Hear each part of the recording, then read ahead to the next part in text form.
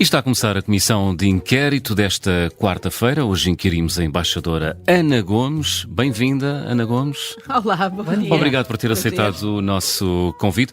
Vou fazer cara de mau, cara de inquisitor para explicar as regras desta comissão de inquérito. Vai lá. Cada resposta certa vale 5 pontos. Se recorrer à ajuda e acertar, só recebe 2. Respostas erradas, sem surpresas, valem 0 pontos. Vamos começar? Bora. Vamos a Está isso. preparada? Então vamos para a primeira pergunta. Com uma sondagem que saiu esta semana para as presidenciais, foi da Intercampos para o Jornal de Negócios e para o Correio da Manhã, já está aqui com uma reação, e que coloca António Guterres como o preferido nas intenções de voto dos portugueses. Lembra-se que percentagem, não precisamos de ir às décimas, que percentagem é que António Guterres tinha nestas intenções de voto? Não, há assim uns temas de silly season que eu passo. Nem presta atenção, nem presta atenção. Já estou numa idade em que uma pessoa tem que ser seletiva. Isto é um Naquilo que disparate? lê, naquilo... Não é disparate, mas não é tema neste momento, quer dizer, porque estar a falar em eleições presidenciais sem ainda antes vamos ter autárquicas e se calhar até vamos ter legislativas, embora ninguém É a sua aposta que haja legislativas ainda antes das presidenciais? Não, acho que ninguém quer que haja legislativas. As pessoas querem estabilidade, querem a resolução dos problemas, mas quando se vêem os problemas a não ser resolvidos e até serem agravados, olha, vê-se o que está a passar neste momento na saúde, em particular com a saúde materna infantil e as grávidas, fica-se assustado e fica-se... E eu fico... politicamente, não imagino como é que estarão as mulheres grávidas neste momento à espera de ter um filho e não façam a problemas que são crónicos e que de ano para ano se agravam e em que o governo atual se empenhou em dizer que faria a diferença, tinha um plano de 60 dias, medidas de emergência e afinal não resolve nada, pelo contrário. E assustador para mim politicamente, porque eu penso que o Serviço Nacional de Saúde é uma das grandes realizações da democracia, até em termos organizativos, área em que nós portugueses não somos excelentes, e é isso que está a ser destruído. Não é um problema mas só de agora. Essa degradação não é responsabilidade também do PS que esteve nos últimos 8 anos no governo? Claro que é. E eu fui dizendo. Como é que vê agora uma delegação do PS a visitar os hospitais? Infelizmente sei. Foi uma senhora... presidente de um grupo privado hospitalar que disse que a saúde era o melhor negócio a seguir às armas, à venda de armas. E, portanto, há interesses. E esses interesses infiltram-se nos partidos de poder. E sendo o PS um partido de poder e um partido que esteve no poder nos últimos 8 anos, é evidente que essas tensões também foram sentidas na governação PS. Ao ponto de ceder ao setor privado? Claro! Ouça, quando nós vemos que ao longo destes últimos 8 anos não se estancou o processo de desvio de recursos do orçamento de Estado para a saúde, do público para o privado, quando cerca de quase 50% do orçamento da saúde é pago aos privados que fazem aquilo que se calhar o público também podia fazer. Eu não defendo que apenas o público funcione na saúde, mas acha que é um desmantelamento. Olha, o esquema dos médicos tarefeiros, não pagar bem aos médicos para depois ir pagar às empresas que organizam os tarefeiros que fornecem o Serviço Nacional de Saúde. Isto é um absurdo do ponto de vista de gestão. Que o PS tem duas caras na questão da saúde. Não, o PS também tem elementos que sempre procuraram infiltrar os partidos de poder e não é por acaso que, por exemplo, um elemento que é presidente da Associação dos Prestadores de Cuidados Privados de Saúde é um elemento que foi, por exemplo, do governo de José Sócrates. Não é por acaso? Ainda tem de responder à pergunta. Qual era a pergunta? A pergunta era a percentagem que António Guterres recolhe nas intenções de voto dos portugueses. Podemos dar ajuda? Perfeitamente pertinente e justificado. Embora não tenha muita tradução prática, na medida em que sabemos que o mandato dele nas Nações Unidas não vai sequer permitir que ele seja candidato. Mas quer arriscar um número? Posso dar uma ajuda para tentar localizar? Eu acho que era qualquer coisa à roda dos 20%, não era? Pronto. Acho que podemos considerar, foi 19,3%. Exato. Acho que podemos considerar correta 2 pontos, Ana Gomes. Vamos à próxima? Sim, Próxima pergunta. Bruno. Esta aqui é um bocadinho diferente. Em 1983, o ator Matthew Broderick interpretou o papel de um jovem hacker que acede ao sistema de defesa norte-americano e quase dá início a uma terceira guerra mundial. Qual era o título desse filme?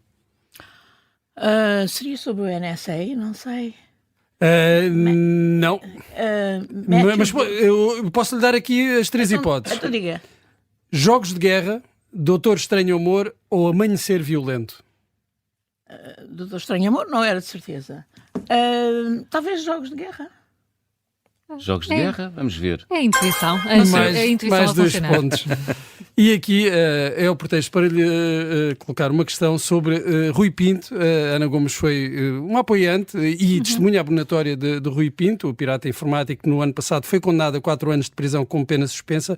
Defendeu que Rui Pinto deveria beneficiar do estatuto de denunciante. Existe alguma semelhança entre quem acede ilegalmente a informação e alguém que, por exemplo, em razão das funções que exerce, tem acesso a essa informação e depois decide divulgá-la? Claro que sim, e a maior diferença é que reside no facto da pessoa pertencer a uma organização através da qual tem conhecimento de informação e denuncia, ou não pertencer a organização nenhuma. Mas não é o único critério, não pode ser o único critério. Eu estou-me a basear na Diretiva Europeia de Proteção de Denunciantes, na qual de resto trabalhei. E que queria ver mais ambiciosa até. Porquê? Porque nós sabemos que temos denunciantes que foram fundamentais para fazer revelações de grande interesse público, que estão, aliás, na origem da recuperação de ativos fabulosos pelas autoridades de vários países, infelizmente não do nosso, e nós não sabemos quem são esses denunciantes ou se pertencem, portanto, a alguma organização. Não. Estou-me a lembrar, por exemplo, dos Panama Papers. Sabemos que até hoje é um John Doe. John Doe é, obviamente, um pseudónimo e não sabemos se essa pessoa é de dentro ou não da Mossack Fonseca, que era o escritório de advogados que fazia todos aqueles esquemas, ou não.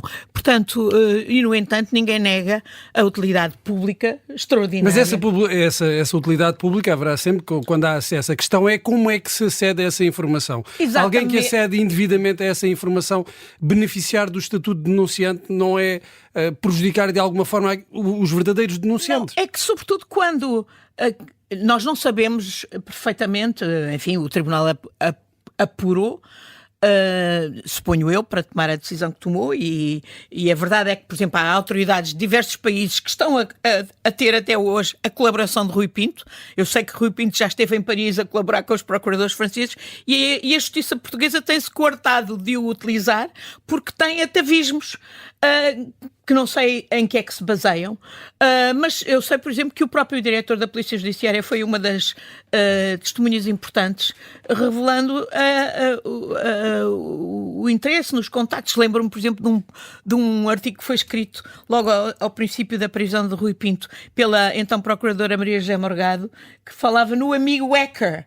E, portanto, quando a justiça, sobretudo nestas questões de grande criminalidade económica e financeira e do branqueamento de capitais e financiamento do terrorismo, se tem que haver com poderosas organizações que estão anos-luz à frente dos meios da própria justiça para lidar com esse tipo de criminalidade e toda a criminalidade associada subjacente, que é da pesada, que é os tráficos de droga, os tráficos de seres humanos, os tráficos de armas, tudo e mais alguma coisa, é evidente que a justiça tem que socorrer daquilo que se tem que socorrer. Então o Estado deve recorrer a esses serviços para combater. Tem que ver caso a caso. Se Rui Pinto fosse de uma organização criminosa, mas não, era um jovem que, à conta do futebol e dos seus próprias capacidades, foi investigando, foi se incomodando, foi fazendo denúncias dentro do próprio sistema e o sistema não atuou e ele, ao ver que o sistema não atuava, obviamente foi endurecendo. Teve depois eu até acho que a partir da Rui Pinto não tinha qualquer intuito até de combate, digamos, à criminalidade. Acha que procurava obter algum benefício? Não, eu não sei, mas acho que, sobretudo, estava estimulado pelo... é isso? Exato, e pelas coisas relacionadas com a verdade esportiva, futebol, etc.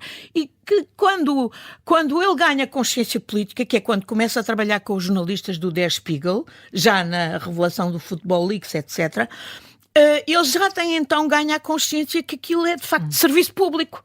E é isso que foi valorizado por alguns agentes da Justiça e que não foi devidamente valorizado por um sistema de justiça que não quer valorizar, porque no fundo, em última análise, acaba por preferir servir os esquemas perversos de que serve a grande criminalidade organizada no plano Ana financeiro. Gomes, tendo em conta esse caso de Rui Pinto e também outros casos judiciais, a justiça portuguesa tem falta de humildade? Tem falta de humildade e, sobretudo, tem falta de resultados. Quando ainda recentemente tivemos estatísticas da própria Justiça que diz que, por exemplo, dos inquéritos abertos pelo TCIAP, mais de 1000, parece que no ano passado, só 2% é que foram para julgamento. Algo vai muito podre no reino digamos, do iniciador da Justiça, que é o Ministério Público. Ainda por cima numa área que devia ser a mais especializada para lidar exatamente com este tipo de criminalidade económica financeira altamente sofisticada, com meios informáticos e outros sofisticadíssimos que as próprias autoridades não têm e portanto, se não atua e se não tem os meios, incluindo humanos, para atuar, acaba por fazer o jogo da criminalidade. E uma taxa de 2% de levar a julgamento, nem sequer é resultados, dramático. Isto está quase que liga aqui com a terceira pergunta. Eu posso dar também o exemplo do BES. Eu outro dia ainda há dias falei, organizaram o esquema dos megaprocessos, no fundo para servir um processo de diferimento e de inviabilização da justiça através da demora da justiça. Se tivessem ido aqueles casos em que sabíamos que os esquemas de corrupção eram BES, até podiam ter outros tipos de envolvimentos, inclusivamente cumplicidades políticas, etc. Mas eram BES. Olha, os submarinos, os taleiros navais de Viana do Castelo, o apagão fiscal. O apagão fiscal é mais de 90% BES, e o dinheiro do BES, que estava a ser pedido às pessoas que viessem subscrever aos balcões, estava a ser mandado para os offshores. Isso é o apagão fiscal. 3 processos que foram miseravelmente arquivados pelo TCIAP. Eu sei que fui assistente e contestei. Sim, pois foi. Vamos avançar, Ana Gomes, Carla tem outra pergunta. Esta pergunta é uma citação sobre si que consta de um perfil sobre Ana Gomes que foi feito em 2020 para a revista Visão. Estava Ana Gomes ali, candidata à presidência da República. Quem disse sobre si o seguinte: afirma certezas absolutas que podem elamear a honra das pessoas a quem ela não deu a possibilidade de contraditório. Falso. Eu sei sempre a possibilidade. Sei, mas quem é que disse? Não sei quem é que disse isso. Não faço ideia. Não faz ideia. Vou-lhe dar 3 nomes. Então diga. Nuno Melo, Isabel dos Santos ou José Sócrates? Pode ter sido José Sócrates. Foi? Mas não foi. Não, talvez Nuno Melo. Foi Nuno Melo. Foi Nuno Melo quem disse isto. Nuno Melo. Neste perfil, a Ana Gomes assume que às vezes é intempestiva ao ponto de poder... Intempestiva no sentido que falo antes do tempo. Que podia ter evitado. Não, intempestiva no sentido em que falo muitas vezes antes do tempo. Mas infelizmente o tempo tem-me dado razão. Preferia não ter razão, mas o tempo tem-me dado razão. Lamentavelmente. E tem-lhe dado muitos inimigos na política? Tem, mas há inimizades que são medalhas. Tem quantas dessas? Pois. Várias. Algumas condecorações. Quer concretizar? Várias pessoas que não gostam de mim porque eu disse coisas inconvenientes. Olha, Isabel dos Santos, eu disse, quando era óbvio para toda a gente, só não via quem não queria ver que ela era uma ladra que estava a roubar recursos do seu país e a investi-lo no nosso país com conivência de muita gente neste país, incluindo de autoridades e entidades bancárias, etc. Só não via quem não queria ver e ameaçaram-me, nessa altura Teixeira dos Santos, que era presidente do banco dela, o Eurobanco, que me punha um processo e 30 para uma linha. E depois pôs-me ela um processo e perdeu, porque eu tinha razão. Mas essa via imensa na hora de marcar as suas posições e opiniões, tem-lhe valido inimizades dentro do seu partido ou da sua área política? Não tenho dúvida nenhuma. Pois eu acabo de dizer que os interesses estão infiltrados em tudo o que é poder. Portanto, também estão infiltrados no PS, sim. E é por isso que eu tenho amigos, mas também tenho inimigos. Também mas ainda assim continua militante do Partido Socialista. Não tem porque me identifico com o ideário. Muitas vezes não me identifico com a prática e sou frontal e critico. E também não me vale amigos. E com esta liderança identifica-se? Com esta liderança identifico-me, embora nunca, em relação a nenhuma liderança, eu sou crente de pôr as mãos no fogo. Eu dou o benefício Reserva da dúvida. sempre uma margem para a crítica. Porque a experiência de vida me tem feito aprender a ter sempre... E acho que a crítica é salutar, e mais, que a autocrítica também é salutar. Portanto, mas dou o benefício da dúvida a Pedro Nuno Santos, porque acho que é uma pessoa bem intencionada, acho que é uma pessoa que no governo quis fazer coisas que estavam certas, ele estava certo, outros não estavam certos, não conseguiu muitas... dessas coisas, porque foi claramente boicotado, e foi claramente pelo boicotado primeiro-ministro da altura? Também, que tinha ali, além das... E não estou a negar as qualidades e os talentos de António Costa, que agora vai pôr ao serviço europeu, mas também sei que, e conheço diretamente, trabalhei com ele na direção do próprio PS, quando entrei para a direção do PS em 2002, depois no Parlamento Europeu, sei as suas qualidades e talentos, também sei os seus defeitos e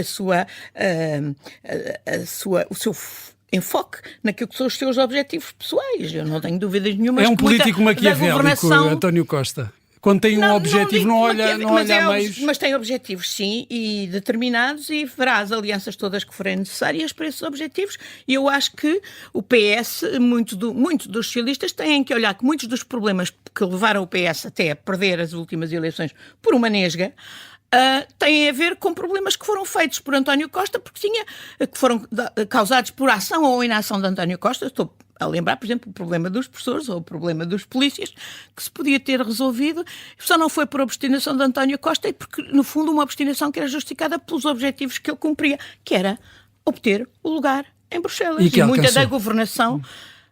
E que muita da governação PS foi orientada para isso. Até está a dizer que António Costa se demitiu do governo já a pensar no cargo. Não, ele ter-se admitido do governo, sem dúvida nenhuma, chegado o momento de se escolher o próximo presidente europeu. Sim, acredita que sim. Não tenho dúvida nenhuma. Mas aliás, diz várias vezes antes. Mas diz que António Costa governou já a pensar no cargo. Mas depois é evidente que acho que não foi...